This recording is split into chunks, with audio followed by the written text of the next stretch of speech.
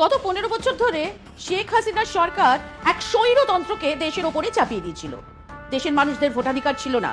দেশের প্রধান বিরোধী দলগুলোকে বাদ দিয়েই নির্বাচন হতো, আর সেই নির্বাচনে জিতে হাসিনা প্রধানমন্ত্রী হতেন।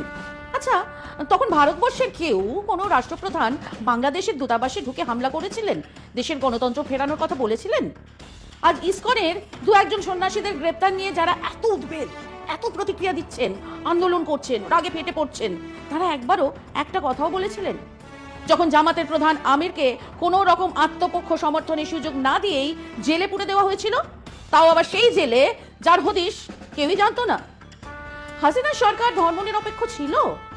ইসলামিক রাষ্ট্রে ধর্মনিরপেক্ষতা ব্যাপারটা কেমন? যদি রাষ্ট্রের ধর্ম ইসলামী হয়, তাহলে তা ধর্মনিরপেক্ষ হয় কেমন করে? বর্তমান সরকার কেবল এই স্ববিরোধিতা দূর করার কথা বলেছে।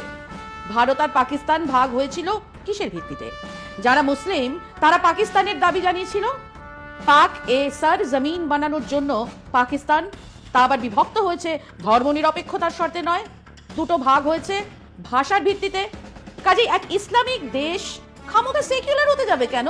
আর হবেই বা কি করে? এবং ভারতবর্ষ কোনো মহান উদ্দেশ্য নিয়ে মুক্তিযুদ্ধের সময় বাংলাদেশকে সাহায্য করেছিল, এটা বললে গোড়াতেও হাসবে। ইন্দিরা গান্ধী পাকিস্তানকে শিক্ষা দেওয়ার জন্য পাকিস্তানকে দুটুকরো করে তার ক্ষমতা, তার মিলিটারি পাওয়ার কমানোর জন্যই বাংলাদেশের মুক্তিযুদ্ধে সাহায্য করেছিলেন, এটা সবাই জানে।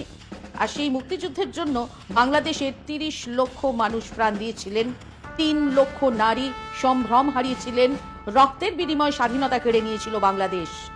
এটাকে ভুলে ভারত স্বাধীন করিয়েছিল বাংলাদেশ বলার মধ্যে এক দাদাগিরি আছে, যা বাংলাদেশের মানুষ মেনে নেননি।